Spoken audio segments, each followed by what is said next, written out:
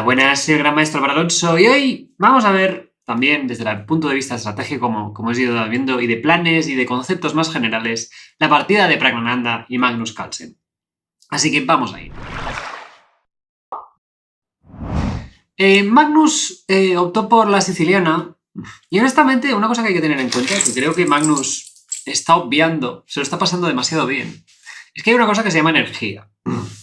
Y lleva 2 torneos seguidos sin jugar tanto y cada partida está siendo muy larga. Ayer contra Keimer fue todo muy largo. Su toma de decisiones fue bastante mala. Entonces, a mí, que ya se meta en una Najdorf después de una partida como la de ayer, a mí me pareció bastante raro. O sea, yo creo que valía más la pena, no sé, una italiana, algo tranquilito, hacemos tablas o lo que sea, y luego, pues gano el Armageddon y ya al día siguiente aprieto. Digo porque a medida que pasó la partida se vio que el cansancio está haciendo mella y más siendo Magnus que no está acostumbrado. Espera, vamos a subir las luces. Juega Najdorf y le meten H4, una de estas, cualquiera, no sé. Y Magnus encima juega H6 después de pensar 14 minutos. Que esto ya... O sea, su principal problema en este torneo ha sido la gestión del tiempo. Entonces, ¿cómo que 14 minutos ante una de las variantes más populares últimamente? Ya no sé, me parecen tantos errores de planteamiento. Y luego encima juega H6, que es una medio secundaria, alfil C4, está preparado para Praggnanandhaa, E6, A3, y básicamente ahora es como una variante del Sozin, pero que el blanco tiene un punto de contacto, ¿no? Más en un futuro va a haber un G4, G5, ese punto de H6 que muchas veces hablamos en los vídeos, y entonces, claro, este H6 ha servido para evitar alfil G5 y es como una jugada así un poco que me llevaría bastante a explicar, pero aquí la cosa es que Magnus piensa media hora más para jugar caballo C6. Y aquí yo, ya cuando estaba viendo la partida, digo, pero ¿aquí está jugando Magnus? Es que no sé. O sea, yo no veo tanto, el ritmo además es muy arriesgado, recordemos. Son 2 horas a finish y a partir de las 40 jugadas solo se añaden 10 segundos. O sea, es muy costoso apurarse de tiempo. Entonces, ¿qué estás haciendo, Magnus? Y aquí se queda una posición interesante. Y hasta este punto, pues todo parece bastante normal. Dama E2 es bastante típico en estas variantes que, bueno, que la alfil ha salido por fuera, que no quieres hacer F3, la torre va a salir aquí. Y aquí tras H5 encontramos un primer problema importante para parte de Prag. Aquí simplemente enrocar era bastante buena. Yo creo que caballo G4 le molestaba, pero bueno, simplemente comer y tras alfil por alfil D4, esto creo que es lo que no acabo de valorar Praggnanandhaa. Y es bastante simple, la idea es que voy a hacer F3 y si haces E5, pues ahora simplemente no me importa volver. Y ahora tienes 1000 agujeros por aquí. Entonces, ¿qué pasa con esta ventaja? Además aquí, peón por... Aquí alfil G5 quizá no era tan obvia. Creo que era esto lo que no vio Praggnanandhaa. Alfil F4 parece bastante natural. Entonces, si E5 nuevamente, ahora puedo hacer cualquier cosa, pero por ejemplo, este tipo de posiciones, lo que pasa es que el peón de D6 va a caer, pero va a caer dentro de 2 o 3 temporadas. Es decir, esto no es evidente. La cuestión es que voy a hacer un F3 en un futuro, este caballo va a tener que ir aquí, por lo tanto el peón de D6 en algún momento va a perder un defensor. Es bastante sofisticado. Pero estamos hablando que estamos jugando contra Magnus. Si no buscamos sofisticación, ¿qué hacemos? Y Praggnanandhaa venía de jugar contra Firuza una partida dinámicamente muy mala. Entonces podemos entender este F3, que es bastante lento. Pero bueno, no es terrible, pero es muy lento, ¿sí? Jugar, por ejemplo, en roque largo y a torre C8, rey B1. Y a caballo E5, como veremos la partida, aquí la única jugada, plan que tiene idea, tiene sentido con negras, es hacer torre por C3. Entonces aquí simplemente defender este. Y el alfil en D7 pues queda un poco raro. Muchas veces el negro tiene la oportunidad de recolocar este caballo, este alfil ahí no le hace mucha ilusión. Y básicamente el blanco simplemente tiene que defender este punto de C3 y poco a poco ya irá haciendo luego el ataque. Digamos que el blanco ya tiene esa inversión a largo plazo, que es, has hecho H5, te has debilitado, entonces yo me voy a ir defendiendo, evito tu contrajuego y luego ya seguimos trabajando base a esa debilidad. Tras F3 el problema es que el negro pues llega más rápido, torre C8 y aquí hace alfil G5, ¿vale? La idea principal ¿cuál es? Que en caso de enroque pues quiero hacer F4 y E5, ¿vale? Entonces aquí Magnus hace torre por C3, que es bastante típica, ¿vale? Y a partir de aquí, dama 5, esta es bastante normal. Vale, a partir de aquí, lo que hace Magnus no lo entiendo. ¿vale? No tiene mucho sentido. Por ejemplo, en esta posición piensa 4 o 5 minutos, que no tiene sentido comparativamente con todo lo que ha pensado en la apertura. Es una posición muy crítica. Y este sacrificio es muy interesante. Hay muchos conceptos aquí. Hay bastantes partidas clásicas de Kasparov o de, bueno, por ejemplo, lo comentaba Van Belli, que es un jugador que ha jugado mucho este tipo de posiciones. Esta torre por C3 no es tanto que te estoy atacando el enroque o tienes una debilidad muy grande o digamos que es un ataque a largo plazo, ¿vale? Entonces digamos que el negro tiene una ventaja a medio plazo, que es que las torres no tienen vías de acceso de ataque sencillo al flanco de rey, que estos caballos realmente están bastante defendiendo lo que es todo el flanco de dama, y que el blanco pues no tiene unas vías de ataque sencillas. Este alfil y este caballo no están mal, pero para coordinar un ataque con el resto de piezas pues no lo tienen tan fácil, ¿vale? Entonces aquí una de las cuestiones que hay que tener en cuenta en este tipo de mediojuegos, primero es la experiencia. Nuevamente Magnus parece que está teniendo una nueva época en que va probando cosas, se cree invencible, ¿no? Esto me recuerda... Hay una peli que empiezan dos polis, no me acuerdo cómo se llama, pero solo me acuerdo del inicio, ¿no? Que se creen tan invencibles, ¿no? Que están en un tejado, ¿no? Y dicen, oh, hay un malo ahí, vamos a saltar y vamos a saltarle al coche directamente desde el tejado, ¿no? Y bueno, caen al suelo y se matan, ¿no? Y ahí empieza la película. Entonces, me recuerda un poco eso, Magnus va probando ahora muchísimas variantes, va intentando ser absolutamente creativo, pero claro, ni tienes la energía, ni juegas tanto clásico, y además aquí está tomando decisiones muy racionales. Aquí simplemente en Roque, este es el típico problema de este tipo de sacrificios, que tienes que ir jugando, que no es algo inmediato. Y que Magnus yo creo que pecó de inmediatez. Sobre todo cuando veamos cuál es el problema con la jugada que hizo Magnus, lo vamos a comparar. Aquí, por ejemplo, a la que intentes hacer G4, peón por, tampoco es tan fácil para el blanco atacar, ¿no? Por ejemplo, F4, es un tema bastante típico, te sacrifico el peón para quitarte la casilla, ¿no? Aquí, por ejemplo, imaginamos que nos da mucho miedo, pues cambiamos otra pieza, ¿no? Caballo por, peón por, y ahora pues torre C8. Y esta posición, pues, es bastante delicada aún así, pero bueno, por ejemplo, dama por A3 y torre aquí son amenazas bastante inmediatas, ¿no? Y el negro, digamos que ya tiene las piezas bien coordinadas. Y aquí, una cosa que es muy importante es contar cuántas jugadas faltan para que me hagan un daño bastante importante. El negro son dos. Dama por A3 y torre C6 ya es un daño bastante importante. Torre por C3 y torre por A3 son un daño bastante importante. Para que haga daño el blanco, necesitas una, dos, tres y quizá una cuarta. Necesitas una y que luego funcione algo, que hay, por ejemplo, hay alfil C6. Entonces, digamos que las vías de ataque del blanco sí que parecen, pero hay que tenerla en cuenta cuántos turnos tardo.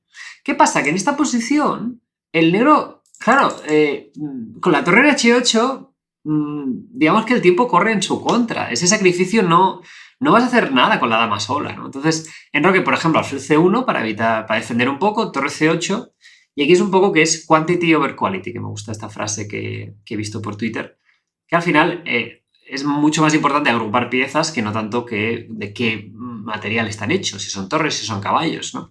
Aquí, por ejemplo, el blanco se puede defender un poco, pero el negro, pues poco a poco va obteniendo este espacio y va molestando, ¿no? Aquí, por ejemplo, en caso de G4,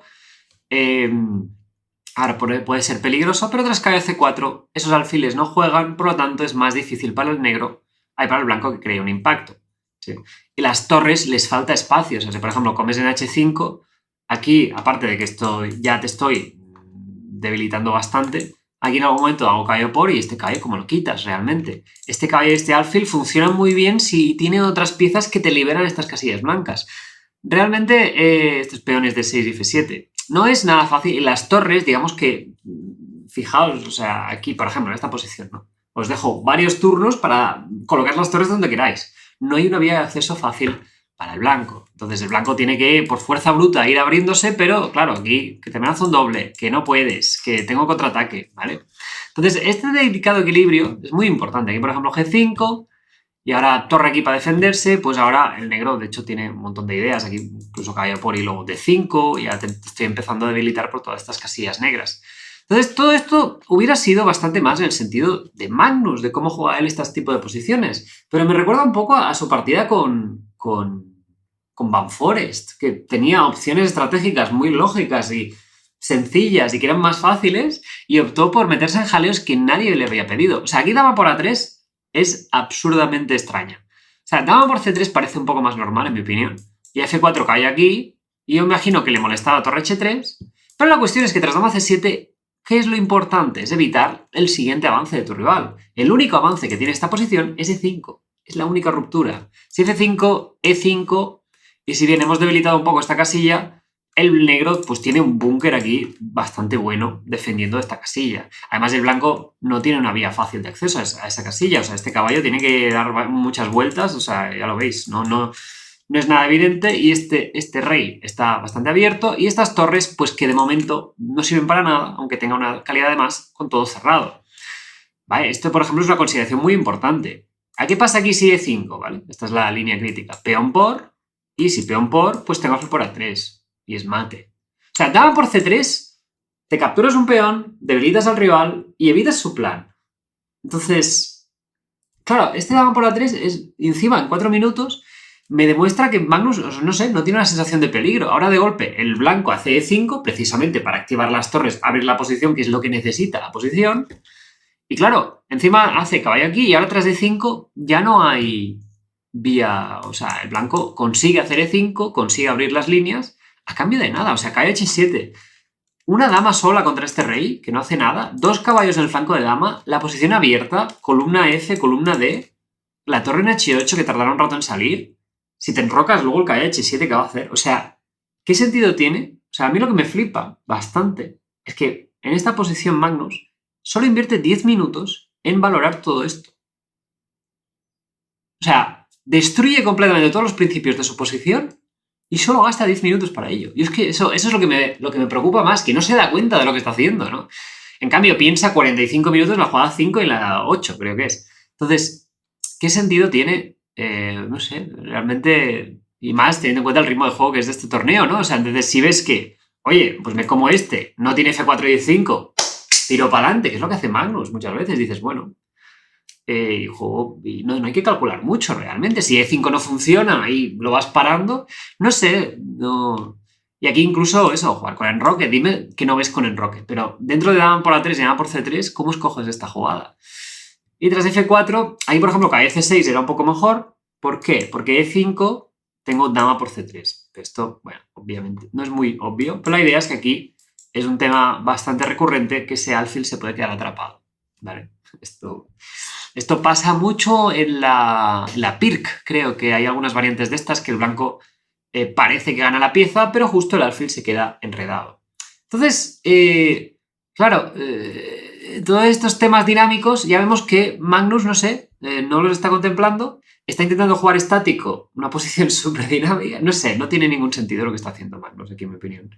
Entonces aquí tiene varias opciones Prag. Honestamente, todos tienen buena pinta. La idea es que la posición está abierta, que el blanco... Claro, imagínate, hay que hacer dama de 2 porque dice, oye, ¿para qué quiero cambiar este alfil? Si realmente cuando me coma me va a abrir otra línea para la torre. Otra línea para su rey. Si me hace G6, ya estáis viendo que en algún momento va a haber una castaña por aquí y hay algunos temas por ahí, por ejemplo. Entonces aquí hace KF8, Magnus, pensando 8 minutos, o sea, ha pensado casi más tiempo KF8 que todas las anteriores. Aquí KF3 no son las mejores jugadas, honestamente Prag no está muy fino. Ahí, por ejemplo, torre F1 y añadir otra pieza parece bastante natural, y en caso de KO G6, pues aquí ya empiezan a pasar cosas. Tengo 1, 2, 3, 4, 5, 6 piezas. 7, ¿no? Entonces aquí, literal, cualquier sacrificio funciona. Aquí caballo por E6 debe funcionar, imagino. Caballo F5, imagino que también. O sea, la cosa es que ese caballo no se puede mover, añado otra pieza y paso, ¿no? Quizá el caballo por E5 le molestaba, entonces tampoco, no sé, si supongo que ahora que la columna es abierta, supongo que torre 1 tiene sentido, no sé. Es más que ya veis que esta torre no juega. Si ahora, por ejemplo, intento caer G6, pues cae F3. O sea, simplemente empiezan a haber muchos problemas. Yo creo que el blanco está ganadísimo en todas estas variantes. Entonces, cae F3, dama C5. No sé por qué, ya le digo, no trae la pieza. No sé, mira que torre F1, torre 1. Alfil por, aquí sigue jugando, ahora cae G5. Que esta está bastante bien, el caballo este molesta. Bueno, el plan de de ahora pues presionar por aquí y ahora tras caballo G6, caballo E4 y buscar este jaque y no dejar que su rival se enroque, ¿vale? Entonces, esta maniobra está bastante guay. Y en caso de comer, pues lo mismo. Esta posición no se aguanta, simplemente te voy a ir amenazando. Y aquí tras de F6, no sé si caballo F3, simplemente caballo F3 debería ser muy buena. La cuestión es que el negro nunca se puede enrocar, ya que, bueno, te va a caer el alfil de D7. Entonces, claro, si no se puede enrocar, tengo que hacer alfil C8. Aquí seguramente ya incluso te puedo sacrificar la caída, ¿no? Y transformar la ventaja. Esto debería ser buena ventaja para el blanco. Este rey está bastante seguro, este rey está más débil, este alfil está muy pasivo.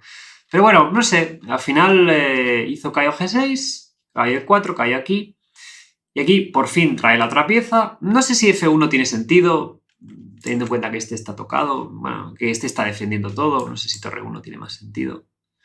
Es una posición simplemente que el negro no está coordinando la última pieza. No hay... O sea, sí que parece que el negro tiene muchas piezas, pero digamos que se está aguantando todo por hilos. Entonces es muy probable que en algún momento te empiece a caer una castaña por algún lado. ¿Sí? Entonces, torre F1, caballo F6, para reconfigurar su estructura de caballos. De esta manera será un poco más estable. Pero bueno, sigue abandonando un poco lo que es el resto de cosas. Y aquí caballo por B7 me pareció muy, muy extraña. Pero bueno, aquí dama B6 parecía un poco más lógica. Y ahora el negro tiene que huir de alguna manera, ¿no? Y ahora, pues, no sé, aquí es que no es necesario hacer la jugada que yo digo, este caballo 4. Y, por ejemplo, simplemente haciendo una jugada de espera, rollo, defiendo el rey, quizá amenazo a fila 4. O sea, es más que tengo un dominio, todas mis piezas están dominando las piezas negras. La torre no puede entrar. Y ya está. Aquí, por ejemplo, tras caballo por B7 entras en una secuencia un poco forzada, que es alfil B5, dama D8, y aquí Magnus colapsa bastante también. O sea, nuevamente me parece, aquí piensa, y aquí hace caballo 8, pensando un minuto, supongo que ya la tenía pensada de alfil B5, obviamente, pero aquí tras dama por, torre por, rey E7, torre por, alfil por, nuevamente me parece una posición bastante más digerible. Tengo un final con calidad de menos, pero te estoy amenazando comer. Este alfil no apoya en absoluto a este peón, o sea, este peón va a tardar muchísimo en avanzar, esto es importante. Más este caballo tampoco está muy bien preparado para que avance el peón, y digamos que mis piezas pueden coordinar mucho mejor. Además, el negro va a quedarse con un montón de peones pasados. Y tras G3, pues caballo E4. Yo creo que aquí el torre por H5 quizá no le hacía mucha ilusión, pero digamos que esta posición es nuevamente mucho más valorable, ¿vale? Más controlable. Tras dama de 8 hice calle 8 y ahora es bastante más agradable para el blanco, porque te como C4, alfil A4, importante porque alfil aquí, pues calle de 8, bastante curioso, amenazo ambas piezas, ¿sí? Alfil A4 es única. También Magnus pensando un minuto 50, una jugada única también, o sea, es muchos detalles, ¿verdad? Aquí alfil D7, a ver, esto, por ejemplo, es un desastre. Quizá estaba valorando esta posición un poco, pero vamos. La cuestión es que ahora voy a hacer C5, este rey está muy expuesto, el negro no coordina. Pero bueno, puede ser que estuviera valorando esto. Pero es alfil A4, torre D8. Aquí Magnus hace alfil C6 relativamente rápido y ya está bastante apurado. Y aquí torre B8 casi al toque. Aquí torre CD1 parecía bastante más lógica. Añadir otra pieza, no estamos diciendo nada raro. Tras torre B8, alfil por G2, torre G1, alfil F3, para en algún momento hacer G5. ¿no? Y aquí Praggnanandhaa empieza a temer, hace torre G3, y a caballo E5, pues dice, ahora puedo subir, ya que no existe G5. Y aquí Magnus muy bien valora que, oye, pues puedo hacer G5 igual. ¿Por qué? Porque si come de torre, que era con lo que contaba Praggnanandhaa, tengo caballo de 7, una jugada bastante curiosa, y me aprovecho de que este alfil pues realmente está siendo muy útil. ¿Vale? Y aquí tras caballo de 6, mete G4, que creo que es la jugada que obvió Praggnanandhaa. Aquí, por ejemplo, G por H, la cuestión es que tras torre por jaque, pierdes, básicamente. O sea, te como aquí y ya está. O aquí, por ejemplo, rey aquí, caballo por y C6 y te amenazo la torre y el mate. Entonces pierdes demasiado material y asumo que el peón de H no puede coronar. Pero tras G4, básicamente esta estructura es autosuficiente, el peón no pasa. Digamos que ya lo ha arreglado todo Magnus. Y ahora a Magnus le queda poco tiempo, muy poco. Y van a añadirle 10 segundos. Y aquí tras caballo C8 hay un montón de errores que no entiendo en esta posición, honestamente. de concepto. Te quedan 2 minutos. 3, 4. Te queda muy poco tiempo, ¿vale? Puedes hacer rey F6. Realmente es medio única caballo aquí. Y puedes repetir. Repite y así repites un par de veces y ya, ¿qué pasa? Que tienes ya el incremento de esos 10 segundos, has jugado muy económicamente y aquí, por ejemplo, Magnus todo el rato tiene una jugada como el C6, que dentro del caos se puede comprender mucho mejor. Si realmente has ido para arriba y para abajo toda la partida, no te has enterado de nada, jugar defensivo es lo que precisamente funciona mejor. ¿Qué pasa con el C6? Este alfil, ¿cómo se activa? Te voy a hacer F3 y voy a venir a coronarte. Entonces, bueno, no sé si es por aquí o así. Entonces, Magnus, para mí, sigue tomando unos riesgos que no tienen ningún sentido y hace caballo por y caballo 4. Valora que en algún momento voy a poder coronar, pero también de golpe hay un peón, hay 2 torres, le quedan 1 minuto. O sea, ¿qué sentido tiene cuando puedes hacer esta opción? O sea, que ya no digo que puedas valorar, como digamos, que es muy sencilla de valorar. No es sencilla de valorar. Pero aquí, por ejemplo, si yo si hago otra jugada, ahora caballo por D6, torre por y caballo F5 es exactamente, bueno, es muy similar a este tipo de sacrificio, pero la distribución de piezas es mucho mejor para el negro. Este peón ya está súper bien bloqueado, los caballos van a empujar por delante y van a aprovechar y avanzar el peón, ¿sí? Entonces, este alfil ya está muy bien ubicado. Entonces, en cambio, en este enfoque, digamos que el alfil este aquí en medio quita casillas al caballo de 5, por ejemplo. Y aquí tras torre G1, jaque, caballo de 2, y aquí Magnus empieza a colapsar, básicamente. Está sin tiempo, con 10 segundos de incremento, y ahora se pone a pensar, ¿no? Una posición que, claro, si te metes aquí lo deberías haber calculado en este punto, ¿no?